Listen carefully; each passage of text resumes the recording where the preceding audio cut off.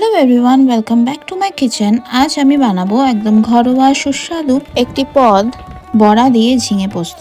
খুব অল্প উপকরণে তৈরি এই নিরামিষ পদটি গরম ভাতের সঙ্গে খেতে অসাধারণ লাগে। তাহলে আর দেরি না করে চলো শুরু করা যাক।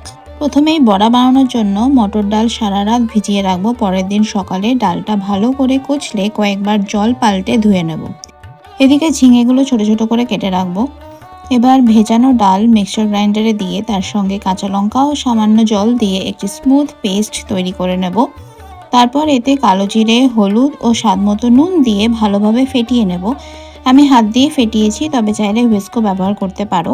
ব্যাটারটা যত ভালো ফেটানো হবে বড়াগুলো তত নরম ও ফোলা ফোলা হবে। এবার কড়াইতে তেল গরম করে অল্প অল্প করে ডালের ব্যাটার ছেড়ে বড়ার আকারে ভেজে নেব।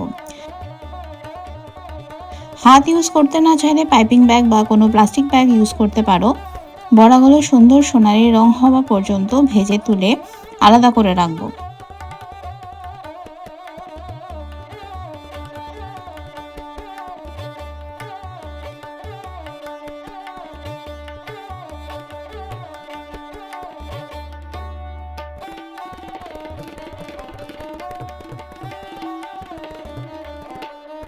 একই কড়াইতে আবার সামান্য কালো জিরে ফোড়ন দেব। তারপর কেটে রাখা ঝিঙেগুলো দিয়ে দেবো এবং স্বাদমতো নুন মিশিয়ে নেব।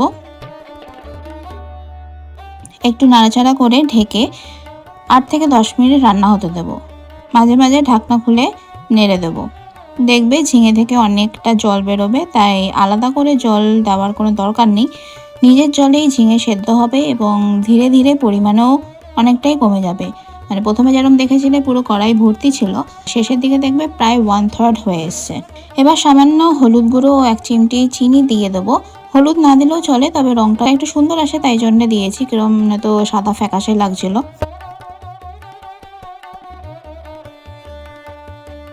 এরপর যখন দেখবে ঝিঙের জল অনেকটাই শুকিয়ে এসেছে, তখন আগে থেকে বেটে রাখা পোস্ত, কাঁচা লঙ্কা বাটা দিয়ে দেবো।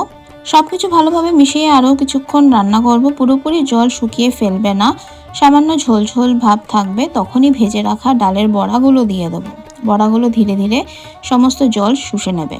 একবার আলতো করে মিশিয়ে নিলেই তৈরি আমাদের আজকের দারুণ স্বাদের বড়া দিয়ে ঝিঙে পোস্ত। আশা করি আজকের এই সহজ এবং সুস্বাদু রেসিপিটা তোমাদের খুব ভালো লেগেছে। ভিডিওটি ভালো লাগলে একটি লাইক দিতে ভুলো না, আর এরকমই নতুন নতুন রেসিপি পেতে আমার চ্যানেলটি সাবস্ক্রাইব করে পাশে থাকা বেল আইকনটি প্রেস করে রেখো। Do comment your opinions. আবার দেখা হবে নতুন কোনো মজাদার রেসিপি নিয়ে। টিল দেন ভালো থেকো, সুস্থ থেকো আর রান্নার আনন্দ উপভোগ করো। Thanks for watching. Okay, by.